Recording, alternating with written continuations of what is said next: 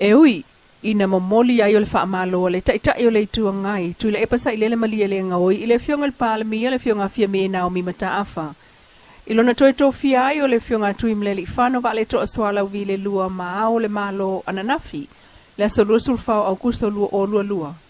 Pe tai o nga lava fo ini tua ingolo o angia mai ai, i lea saunua nga whaamalo le sunga tui le epa. O lo o a fiai, le taita inga alfa ngā malo, tula i mai nei a le whaatua tua i le atua samo o tansi po le whaas. Whaata si ai, ma le fionga le tui atua tupua tamasese efi. Ai mai sa tua inga whaasanga i le whaipule o le tu malo ngā ngai fumaunga numero tolu. Le sunga la auli al maali atua pulata i vao le watea pulata i vao Forse Schmidt. O le saunoanga le sunga tula epa wangia i lunga sota inga tele vave, ai usi mai al whaafonga. I se tau fi le toi whaawau o le. O le tofi o le tatu wao le malo mo le silima tau sanga. E mo moli lo fa malo le palmia. E le fionga e afime, ma tai palmia. Wa tafa le finangalo e. E toi fa wao ia le fionga e atu mleli fano. Wala ona o ta ua le tūlea. Ona sa tele ale ia opusa felafai ma fasala mai ele suyo nganga ifumona numero tolu le ua vene minister o fatoanga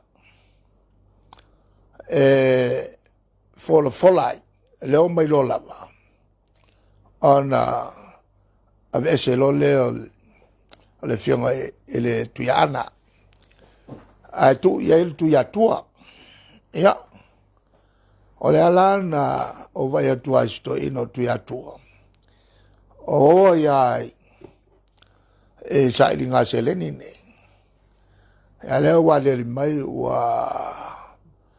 wa fo le mana ia mal tu langa na ol tu la fono ele mafai on toe tu le mai ses e to ave le tofi o la malo e no tu na e ia on pa inga lua ma o mo pa inga lua ala malo lo no venga o ia ingol fa vai le o to oto e nei le tu le na ia mal fa mo o fa maria foi silato ina me aneo folanga sona fai ele wia tati isi mo folanga fai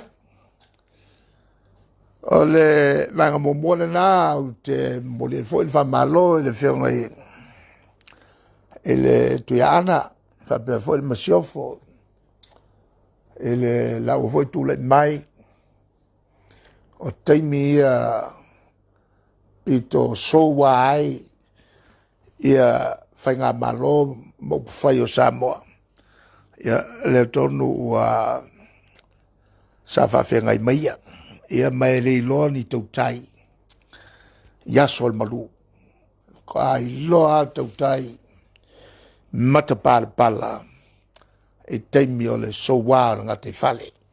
No tātou fisilingia, le sunga la aulia mali e toa i lungo le telefoni. Pe moni sa unua ngā le whaipule o le pā. Mai e tali mai ai. Malo le seifomanuia le lua. Ia, whatalo whatu fo ele, whaafunga anga siu tātou tunu o le niwai ngol tae fau. Ai wo manatu e taun whaamalmalama. Ia, lea fo i tua inga te le, o saure nei tae au.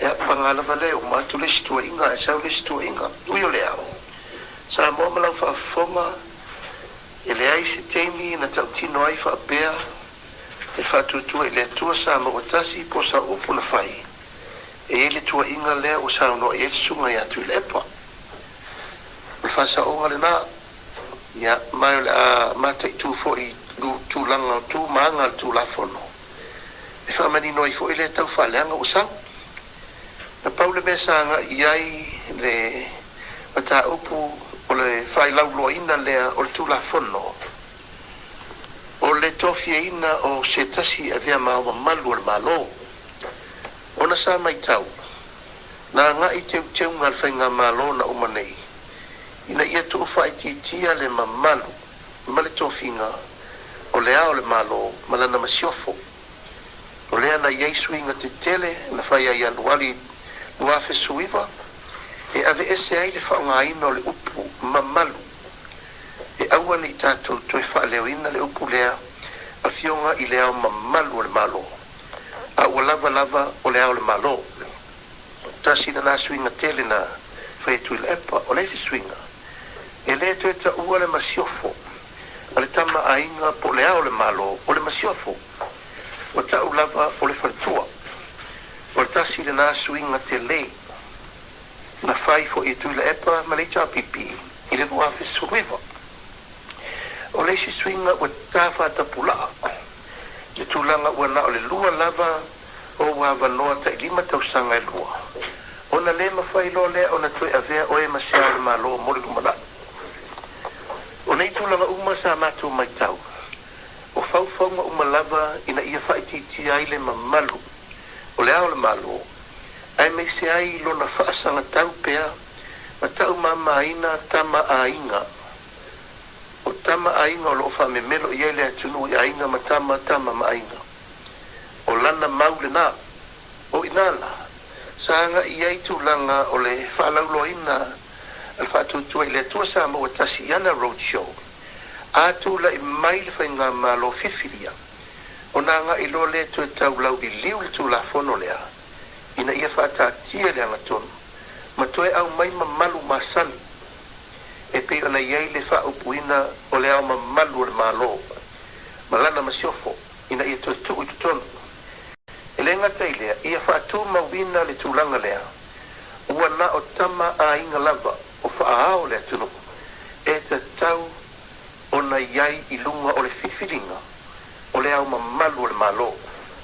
Ai ave ese isi ana saunoanga ia sa masani foina whai aso ia. So se tarata lava, paua le mea, ia e matai tu lou lava fo no o fo lava na upu whapea e ma fai fo tu lou lava le tau o le tu pa leo whawhawhine sa o fo ia na upu tu langa leo lona sauno e ma fai fo i si tangata e whawhawhine o na vea mau malu o le malo ia o ina sa moa a ngā iai sa mātou whaamatalanga o na sa mai tau wina na teimi lona tau mamaina lona ulangia malona le ni ngao, malona le ma fau. I le whiwhiringa o le au mamalu o le malo le tunu. O le tū muli sa tautalangia le vang whai ma folafolaina le tunu. O le tu wafu lea o le tōwhinga o le au le malo. Ma mato mai tau pau leo le awala. E whatu mawinai le mamalu o le tōwhinga o le au le malo. Ai mei se lava le tau aveina o le whaea. I tama ainga, ina ia tu maula lato tofi, se I uro lato soifua. Ma o le teletonunga le na o ina, e tau uai le whaamamaluina le tamali anga. Ai mese le tausia o le ato atoa o le tausinga. O se wa avea ma filifilia, e avea mao ma malu o le malo. Ai o se tama ainga.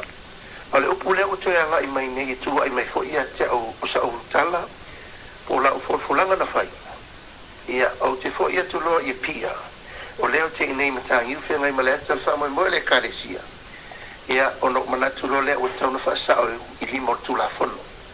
Mai paulo leo wale tau fiai le le mi ngao. Ia ma le mafau fai pea. O lo o ngai mai pea. E so sofa tau lumanga o le paimene. Ai le ngata I lea ua ngai sao mai ia matou tai tōtasi. O sui o le paimene. Ai mai sel tau mwhai atu tau silfile mu. Le whaipulo le tu malo ngā ngai whamonga numera tolu, Minister o whaatoanga mwhai ngā whaiva. So ngā laule le maali atoa, e le tātou whaatalanoanga a awa iatu le lotu whaamanatu, o le tae ao na I matani uwhia ngai maleata, I sa papali I sa